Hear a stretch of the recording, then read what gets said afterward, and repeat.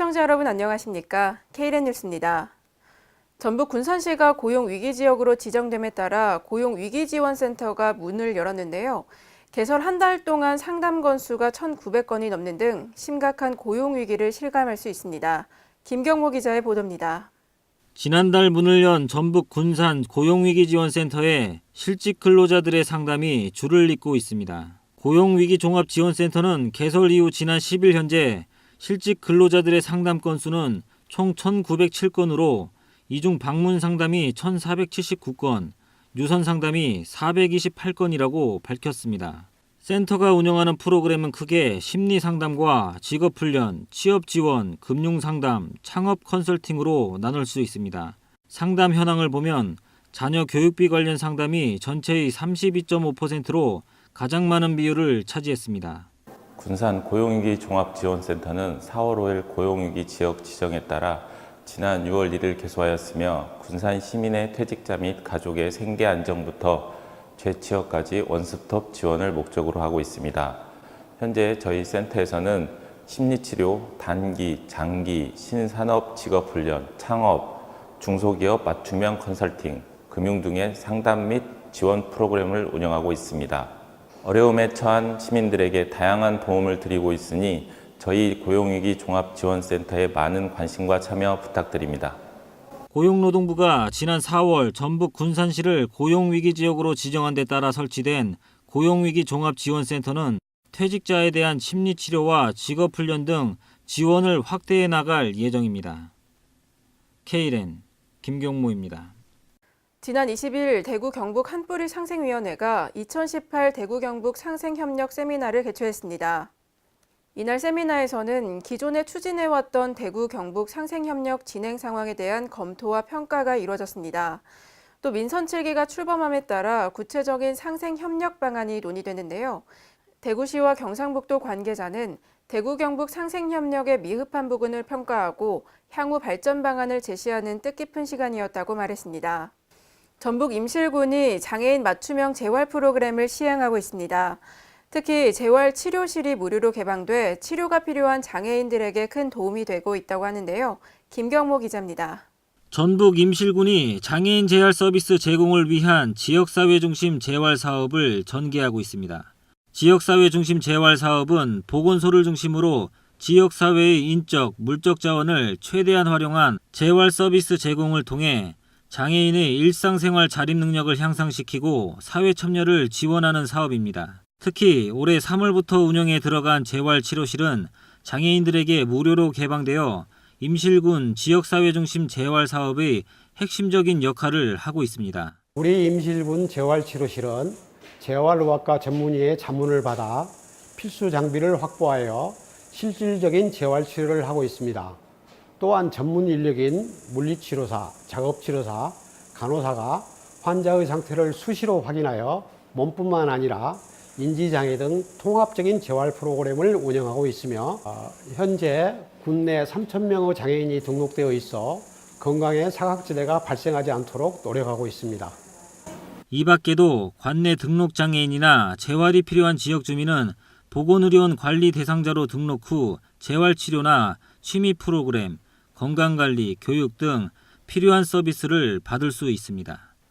K랜 김경모입니다. 충청북도와 한국토지주택공사가 지난 19일 저소득층 공동주택 태양광 설치 업무 협약을 체결했습니다. 협약에 따라 충청북도와 LH공사는 저소득층이 거주하는 공동주택 건물 옥상에 태양광 발전시설 설치를 지원합니다. 대상 시군은 청주시, 제천시, 보은군, 옥천군 등 9곳입니다. 이날 협약으로 총 14,300여 가구가 연간 7억 원의 공동 전기요금을 절감할 수 있을 것으로 기대됩니다. 충청북도 관계자는 앞으로도 도민들이 직접적인 수혜를 입을 수 있도록 다양한 사업을 발굴하겠다고 말했습니다. 광주광역시가 지난 19일 2018 세계인권도시 포럼 추진위원회의를 열었습니다. 이번 회의를 통해 아시아 인권도시 네트워크 출범, 국내 인권정책 회의 등의 프로그램 준비 상황과 행사 추진 상황을 점검했습니다. 2018 세계인권도시 포럼은 오는 10월 18일부터 나흘간 광주에서 진행되며 국내외 인권 전문가 등 1,800여 명이 참가할 예정입니다. 이용섭 광주시장은 이번 포럼을 통해 광주와 대한민국, 나아가 세계 인권 수준을 한 단계 끌어올리고 인권이 인간의 보편적인 가치로 더욱 존중받는 계기가 되길 기대한다고 말했습니다. 서울시 읽기 쉬운 자료개발센터 알다가 지난 18일 개소식을 열었습니다. 읽기 쉬운 자료개발센터는 지난 2014년 제정된 발달장애인 권리보장 및 지원에 관한 법률의 구체적인 이행 방안으로 설립됐습니다. 발달장애인의 알 권리를 보장하기 위해 전국 최초로 세워진 읽기 쉬운 자료개발센터는 읽기 쉬운 자료 개발 가이드라인을 제작하고 보건복지부 및 서울시 장애 관련 정책을 읽기 쉬운 형태로 제작할 예정입니다. 또 읽기 쉬운 자료 개발 전문가를 양성하는 등의 사업도 진행할 예정입니다. 뉴딜 시범 사업의 본격적인 시행을 앞두고 제1차 도시재생 광역협치포럼이 열렸습니다.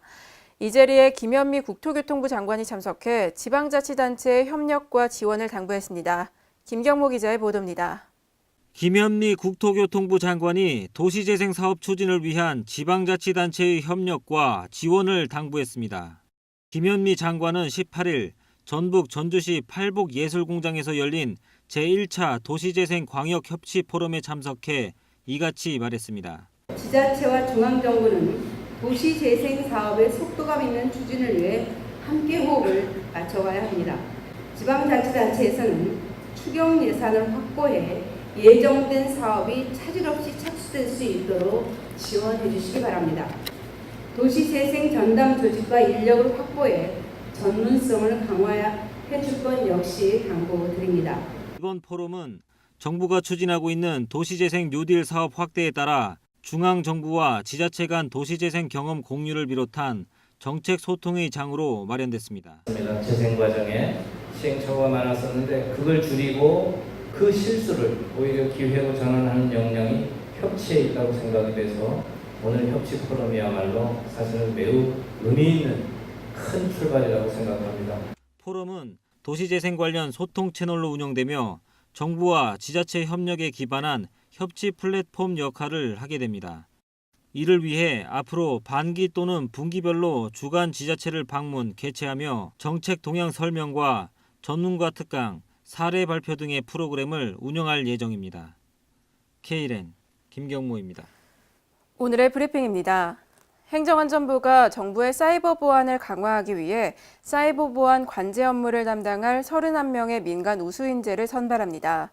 이번 채용은 사이버 보안 민간 전문가 분야에서는 유례없는 대규모 채용으로 18개 부처 31명을 행안부에서 일괄 선발합니다. 원서는 다음 달 1일에서 4일까지 사이버 국가고시센터 누리집에서 접수하고 이후 서류 전형과 면접 시험 등 2단계 전형을 거쳐 최종 합격자를 선발합니다. 지난 몇 달간 시민들을 불안에 떨게 했던 라돈 침대 사태가 진정 국면을 맞고 있습니다. 정부와 지자체 관계자들은 지난 19일 대진 침대 본사를 방문해 농성 중인 주민들을 만나 조속한 해결 방안을 모색하겠다고 다짐했습니다. 또 외부 반출 방안 등도 논의했는데요. 관계부처와 주민들이 실무 협의를 통해 해결 방안을 추가적으로 논의하기로 함에 따라 폐기물 외부 반출 방안이 마련될지도 주목됩니다. 제주시가 관내 농업인들의 가뭄 피해를 최소화하기 위해 가뭄 대비 농업용수 이용시설을 점검하고 보수합니다. 이를 위해 총 사업비 2억 6,800만 원을 들여 조천읍과 한경면, 그리고 오라동과 화북 2동 등 5개소 배수관로 2,759m를 수리합니다. 제주시는 이번 점검과 보수 작업으로 농업 환경이 개선될 것으로 기대하고 있습니다. 경상북도가 고온과 고수온으로 인한 피해를 막기 위해 양어장 비상관리 체계에 들어갔습니다. 폭염특보가 지속되면서 바다 수온이 전년 대비 5도에서 8도씨 정도 높게 나타나고 있어 양식 어류의 폐사가 우려되고 있는데요. 이에 어업기술센터는 양식 어업인을 대상으로 양식 방법별 고수온 대응 관리 요령을 지도하고 있고 실시간 해양 환경 어장 정보 시스템을 통해 수온 정보 결과를 제공하고 있습니다. 지난해에는 고수온으로 인해 강도다리와 전복 등이 64만 5천 마리가 폐사했고 5억 7,300만 원 정도의 피해가 발생했습니다. 강원도 동해시가 경쟁력 있는 시 대표 기업을 육성하기 위해 유망 중소기업을 선정했습니다. 유망 중소기업으로 선정된 4개 업체는 본사와 공장이 동해시에 소재한 기업으로 연간 총 매출이 3억 원 이상인 중소제조업체인데요. 이들에게 동해시는 인증서와 현판을 수여하고 5억 원 한도의 융자 추천과 2년간 연 3.5%까지 이자를 보전해 줄 예정입니다. 또 해당 기업들이 금융기관으로부터 저금리로 대출받을 수 있도록 업체당 2억 원 한도로 최종 5년까지 특례 보증을 추진합니다. 전라남도 목포시가 레지오넬라증 감염 예방 조치를 당부했습니다. 레지오넬라증은 대형시설이나 다중이용시설 냉방기의 냉각수나 목욕탕 등의 오염된 물에 서식하는 레지오넬라균이 비말 형태로 호흡기를 통해 전파되면서 감염됩니다. 이에 따라 목포시는 레지오넬라증 감염 예방을 위해 내일부터 27일까지 대형 건물 및 목욕탕 등 다중이용시설 26개소의 냉각탑수와 냉온수에 대한 집중검사를 실시할 계획입니다.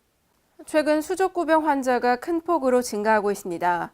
전국 95개 의료기관이 참여한 수족구병 표본 감시 결과 수족구병 의사 환자 수가 26주차에 16.2명, 27주차에 24.9명으로 지속적으로 증가하고 있습니다. 특히 0세에서 6세 환자가 많았고 8월 말까지는 환자 발생이 지속될 것으로 예측됐습니다.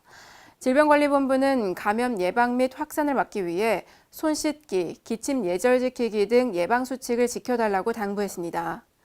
이상으로 K랜 뉴스를 마칩니다. 시청해주신 여러분 고맙습니다.